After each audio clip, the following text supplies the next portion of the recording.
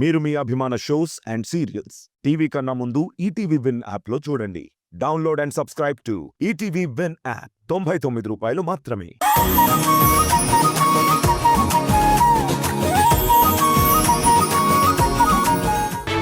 అదే వాళ్ళతో కలిసిపోయి వాళ్లలో ఒకరిగా ఉండి చెప్తే వాళ్ళకి అర్థమవుతుంది.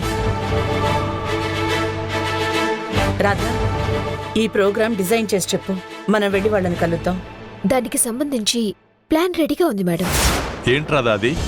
రేపు హోలీ సందర్భంగా వాళ్ళందరూ పనికి వెళ్లకుండా ఇంటి దగ్గరే ఉండి అందరూ కలిసి హోలీ ఆడుకుంటారు. ఆ హోలీ వేడుకల్లో మనం కూడా వెళ్లి పార్టిసిపేట్ చేస్తే అందరూ మనతో భయం లేకుండా కలిసిపోతారు. అప్పుడు మనం వాళ్ళతో మాట్లాడటం, వాళ్ళు మన మాట వినటం ఈజీ అవుతుంది సార్. వాళ్ళందరూ పండగ మూడ్లో ఉంటే వాళ్ళంతా మనతో ఎందుకు కలుస్తారు? వాళ్ళ పండగ వాళ్ళు చేసుకుంటారు. పండగ మూడ్లోనే వాళ్ళు సంతోషంగా ఉన్నప్పుడు చెప్తేనే వాళ్ళు వింటారు. వాళ్ళు బాధల్లో వాళ్ళ పనుల్లో ఉన్నప్పుడు మన మాటల్ని పట్టించుకోరు. మనం వాళ్లలో కలిసిపోయి మీలో ఒకరిలా మీతో కలిసి పండగ చేసుకోవటానికి వచ్చామంటే వాళ్ళు ఆనందంగా మన మాట వింటారు.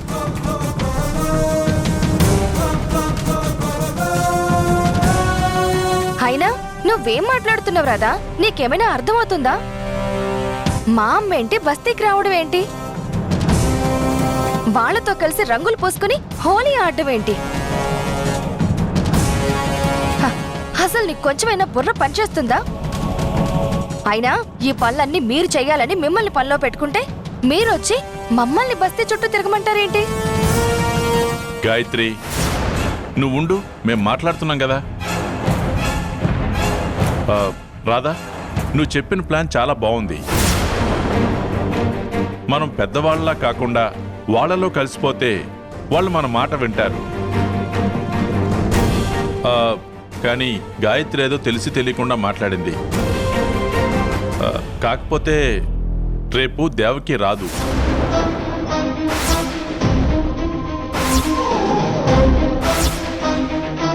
అవును రాధా, దేవకి రంగులు, ఆ రంగులు కలిసిన నీళ్ళంటే పడవు. అందుకే రేపు తన ఎటు బయటికెళ్ళదు. కానీ మీరొక పని చేయండి.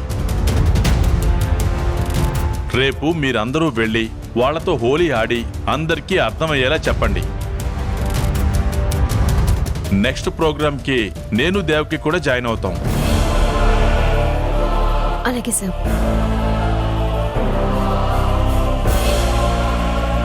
అమ్మో, అమ్మ ఎక్కడ ఒప్పుకుంటుందో, రేపు రాధ ఏం చేసి అమ్మకి దగ్గర అవుతుందా అని భయపడ్డాను. కానీ రేపు మాత్రం అమ్మ రావడం లేదు. అమ్మయ్యా.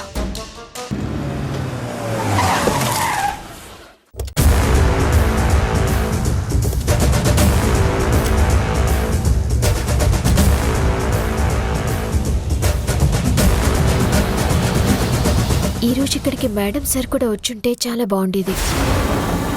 అందరూ కలిసి అందరితో కలిసిపోయి మాట్లాడేవాళ్ళం. ఇక్కడికి నేను రావడమే ఎక్కువ, మళ్ళీ అమ్మా నాన్న కూడానా? అయినా అమ్మకి కలర్స్ పడవు అని నాన్న చెప్పారుగా. పైగా ఇలాంటి బస్తీల్లోకి అమ్మెందుకు వస్తుంది? నీ పైత్యం వల్ల నేను రావాల్సి వచ్చింది, కానీ లేకపోతే హాయిగా ఇంట్లో ఉండేవాళ్ళం. చూడు, నువ్విక్కడ ఉండాలి అనుకుంటే ఉండు, లేదంటే వెళ్ళిపో. అంతేకాని ఇలా పిచ్చి పిచ్చిగా మాట్లాడుతూ ప్రోగ్రామ్ని డిస్టర్బ్ చేయకు. ఉండాలో వెళ్లాలో నేను చూసుకుంటాను, కానీ నువ్వు వచ్చిన పని కాని. రాధా, పద వెళ్దాం.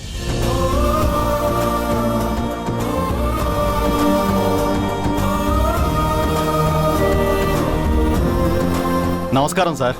నమస్కారం అండి. నమస్తే.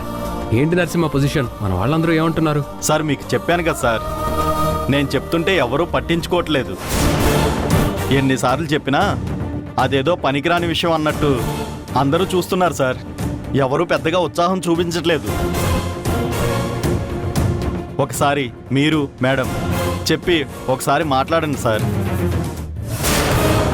సరే, అలాగే నరసింహ గారు, అందరినీ ఒకసారి పిలు. అందరితో నేను మాట్లాడతాను. ఓ బాబాయ్, పిన్ని, అత్త, అందరు రండి. ఏ తమ్ముడు ఇట్రా, చెల్లి, అక్క ఇట్రా, రండి రండి, అక్క రండి రండి, అందరు రండి.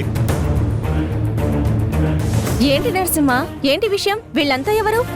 నేను చెప్పాను కదమ్మా, వీళ్ళకి పెద్ద పెద్ద కాలేజీలు ఉన్నాయంట, రాత్రిపూట చదువు చెప్తారంట. నేను మీకు చెప్తే అర్థం కాలేదు కదా, అందుకే సారు మేడమే వచ్చారు. అందరికీ నమస్కారం అండి. నమస్కారం. పేరు రాధా. నేను గాయత్రి ఇన్స్టిట్యూట్ నుండి వస్తున్నాను. మేము మీ బస్తీలో రాత్రిపూట కాలేజ్ పెడదామనుకుంటున్నాం. దాని వలన మీ జీవితాల్లో చాలా మార్పులు వస్తాయి. మీరు మీ పిల్లలని ఏ ట్యూషన్కి పంపించకుండా చదువు చెప్పుకోవచ్చు. మీకొస్తున్న కూలీ డబ్బుల్ని ఎవరి సహాయం లేకుండా మీరే లెక్కలు చూసుకోవచ్చు. మీరు చదువుకొని రోజు న్యూస్ పేపర్ చదవటం వలన ప్రపంచంలో ఏం జరుగుతుందో తెలుసుకోవచ్చు. ముఖ్యంగా చదువుని మధ్యలో వదిలేసి ఇంటి అవసరాల కోసం పనికి వెళ్తున్న మీలో ఎందరికో పని నుంచి వచ్చాక మీరు మధ్యలో వదిలేసిన చదువుని కొనసాగించొచ్చు. మీరు హాస్పిటల్కి, సూపర్ మార్కెట్కి, బయటికి వెళ్లిన బస్సు నెంబర్ దగ్గర నుండి మీరు కొన్న వస్తువులకి ధర ఎంతైందో చెక్ చేసుకోవచ్చు. ఇలాంటివి చాలా ప్రయోజనాలుంటాయి. అందుకే మీరందరూ మేం పెట్టబోయే నైట్ కాలేజీలో జాయిన్ అవ్వండి. ఏంటి నరసింహ అన్న ఇది? ఒక్కరోజు సెలవు దొరికిందని పండగ చేసుకుందాం అనుకుంటే ఏంటన్నా ఈ గోల? పదండి పదండి, పండగ చేసుకుందాం.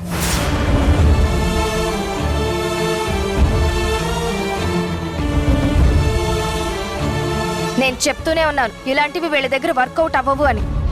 అయినా అందరూ పండగ మూడ్లో ఎంజాయ్ చేయాలనుకుంటారు కానీ ఇలా మనం చెప్పేసొళ్ళు ఎవ్వరూ వినాలనుకోరు. ఇంకా మనం ఎందుకు ఉండాలి ఇక్కడ? అసలు మనల్ని పట్టించుకునే వాళ్లే లేనప్పుడు.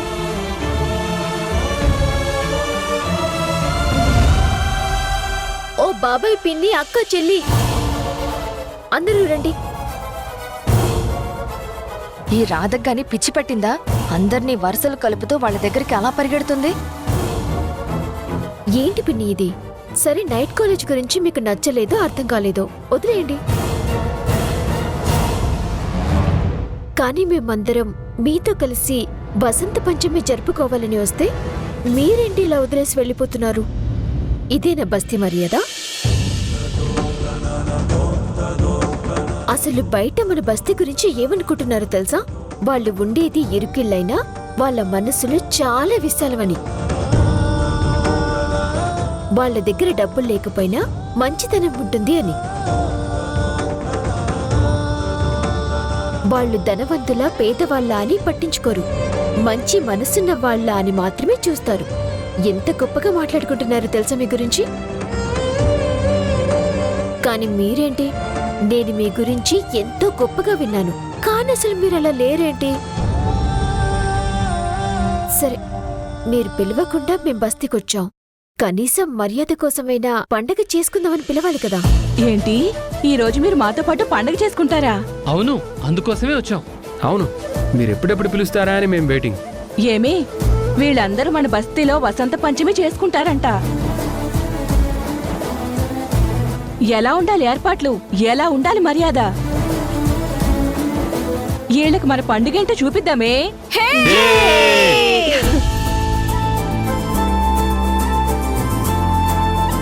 ముందేంటి, ఇప్పుడేం చేస్తారు? ఫస్ట్ ఉట్టి కొట్టి వసంత పంచమి స్టార్ట్ చేస్తాం. పదండి అయితే. రండి రండమ్మా. పదండి. రండి రండి.